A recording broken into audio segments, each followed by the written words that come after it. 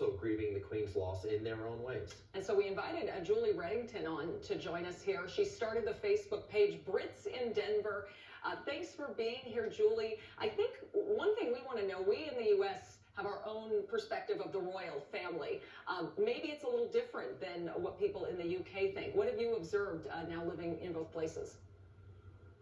Well, I think for being a Brit living here in the US, it's we've become a lot more patriotic than we probably would have been had we actually lived in the UK. But I think it's times like this that, you know, the royal family, I mean, on these big occasions, that the country all rallies together. We've seen it happen with the weddings and the Jubilee. And it's what the Brits do well is the pomp and ceremony of you know, it's going to be a beautiful funeral, and I think Americans are very in awe of kind of this institution that has been around for over 1,000 years, and we still see the history today, you know, from Westminster Abbey. And, you know, just going into London and just seeing all that history, it's still so there today. So it's kind of a rarity, you know, for an American who doesn't have that level of history. Right. Yeah. And the realm of the Commonwealth spreads all over the globe, in several different countries. And, you know, we mentioned your Facebook group that helps people from the UK when they come to Denver get acclimated here. How will you be marking the Queen's passing as a group today?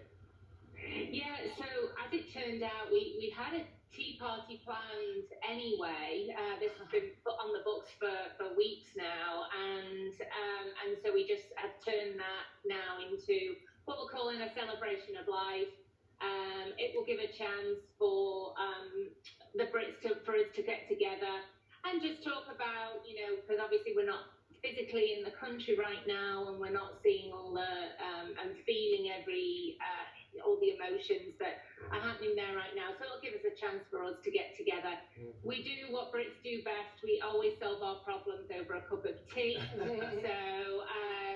So that's what will be happening this morning. And Julie, you'll actually be heading back to London next week, so you can tell us about that. I do want to know, do you have a specific moment during your own life, during the life of the Queen, that sticks with you, something you would remember her by? Yes, I mean, we again, just it was planned for months and months that we were heading back, so and timing is great.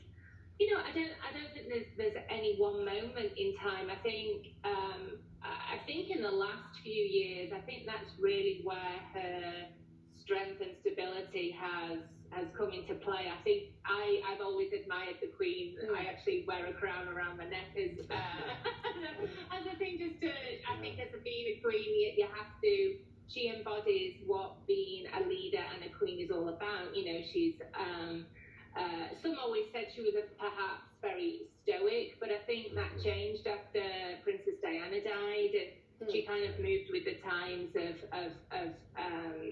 being there. And you know, she went through some tough times. I mean, they're a normal family at the end of the day, and they've had the highs and the lows. And throughout it all, she never, you know, she never commented in a negative way. You know, she's obviously open to so much criticism, but would never allow that to show. And again, was just, I think it kind of comes from that war generation as well. And my grandparents were kind of built that way. There was kind of much, you know, just get on with things.